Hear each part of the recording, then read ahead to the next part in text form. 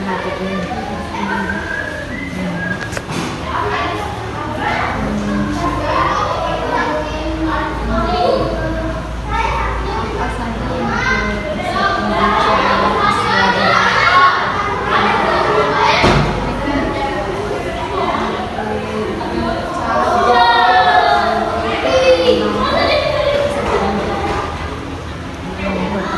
Apa saja untuk setiap akhir proses pembelajaran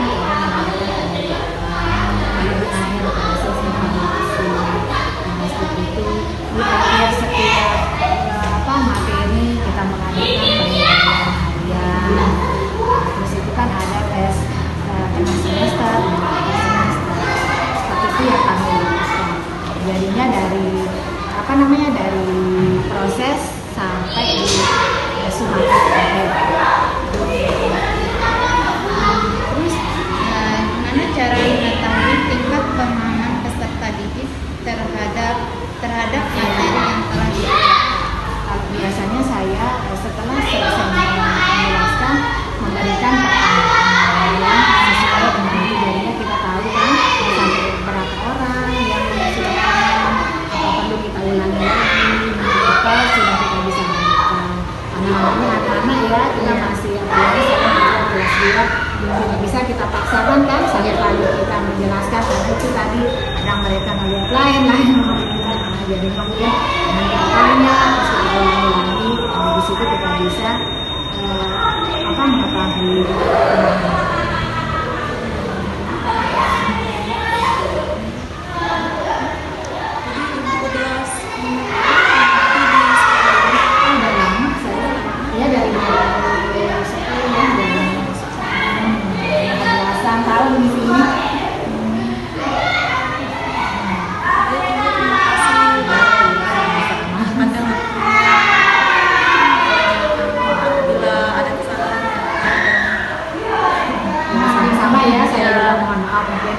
penjelasan saya masih ada yang kurang, masih banyak kekurangannya, tetapi itu saya sampaikan berdasarkan pengalaman saya sendiri.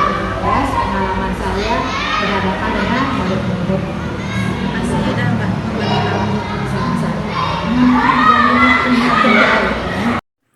Iya.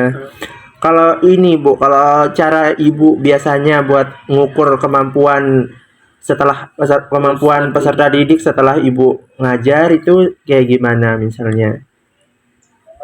Biasanya kita melakukan kalau di awal pembelajaran juga kita adakan free testnya itu untuk menguji kemampuan anak didik kita sebelum kita memulai pembelajaran. Itu pertama, ketika kita memulai pembelajaran kita memang harus melakukan tes itu, jadi kita bisa sampai di mana kemampuan mereka. Jadi ketika kita mengajar bisa kita cara ini yang harus saya lakukan, cara ini.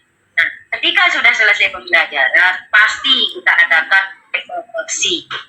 Ya kan, ini bisa dengan berbagai macam cara.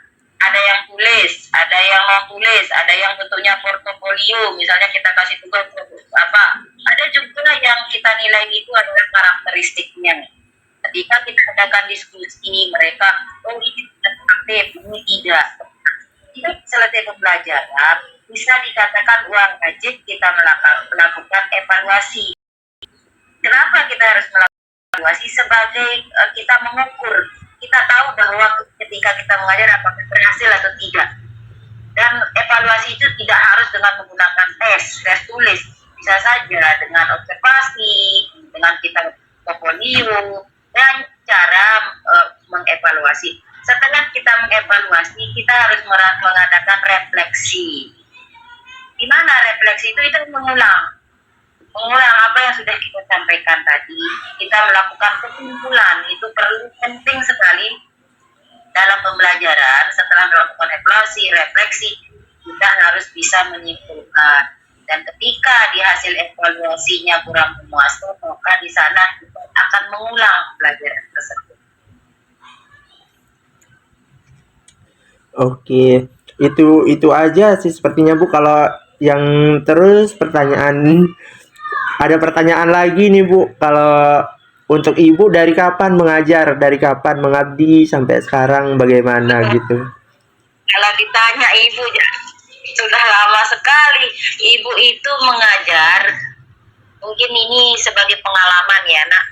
Dulu kalau di kampung ibu itu kita selesai SMA itu boleh mengajar karena di sekolah swasta itu tidak ada. Di SMA dulu langsung ngajar itu tahun 99. Kalian belum lahir. Sudah lama sekali ya. Ini banget, udah 20-an lebih jadinya. Iya, udah. Ya, waktu itu Bu Guru masih berijazahkan SMA. Nah, terus sudah tahun berapa Bu Guru baru D2, baru S1 2008 kalau nggak salah. Tapi kalau mulai mengajarnya itu dari 1999. Kalian belum ada. Iya, kita belum lahir, ibu udah ngajar.